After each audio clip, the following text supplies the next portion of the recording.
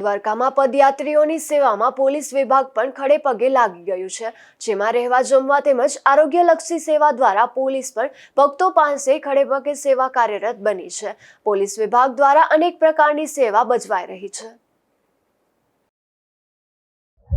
દર વર્ષે હોલી પહેલા ભગવાન દ્વારકાધીશની દર્શન માટે ઘણા લોકો ગુજરાતમાં દૂર દૂરના વિસ્તારોથી ચાલીને અહીંયા આવે છે। બધા પદયાત્રીઓ માટે ભગવાન દ્વારકાધીશની પ્રેરણાથી અમે પોલીસ જે છે એક કેમ્પનું આયોજન કરે છે, જેમાં જેટલા પણ પદયાત્રીઓ છે એમાં એને માટે જુદા જુદા જે સેવાઓ આપવામાં આવે છે, એમાં ખાસ કરીને જમવાની વ્યવસ્થા, રહેવાની વ્યવસ્થા, મેડિકલ સેવાઓ અને એ વર્ષે એક નવો પ્રકલ્પ જે અહીંયા ચાલુ કર્યું છે એ છે હોલી કે રંગ આંખો કે સંગ, જેમાં જેને જરૂરિયાત જણાય એની નિઃશુલ્ક આંખોની ચકાસણી થશે અને સાથે સાથ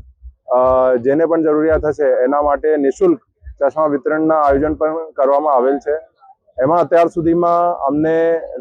7,000 જેવા લોકોના નિઃશુલ્ક આઈ ચેકઅપ થઈ ગયા છે અને 700 જેવા લોકોને નિઃશુલ્ક જે છે ચશ્મા વિતરણ કરવામાં આવેલ છે।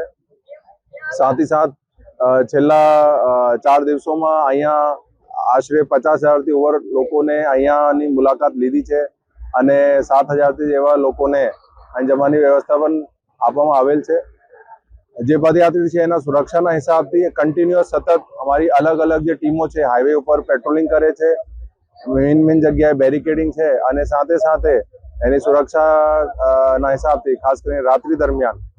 25,000 જેવા રેડિયમ પટ્ટી જિલ્લા પોલીસથી જે પદયાત્રી એને લગાડવામાં આવેલ છે।